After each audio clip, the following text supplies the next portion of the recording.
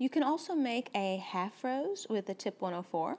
You're going to start by piping a larger bottom petal, because then you're going to pipe a rosebud on top of this larger bottom petal, just like that.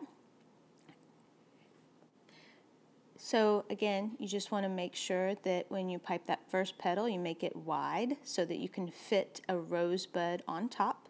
And then you're going to come and pipe 2 additional petals, one on each side, and then 1 large petal down around the base.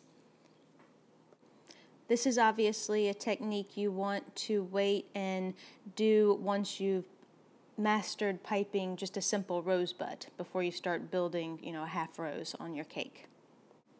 Okay, and let me show you again from a different angle. I want you to be able to see how wide I make that first bottom petal, because I then need to pipe a rosebud on top of that so that you can get, the layers of petals like you would have on a rose.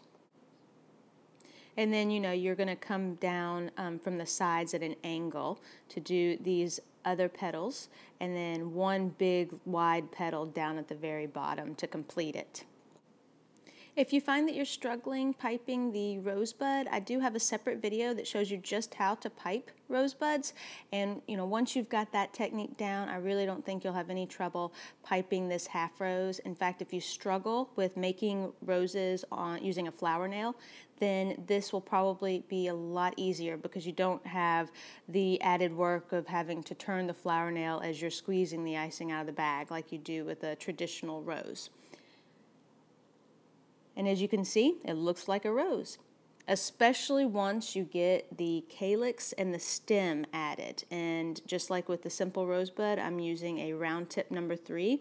I'm just piping some lines to make the calyx, and then it's a shell motion that I'm using to pipe the rose stem.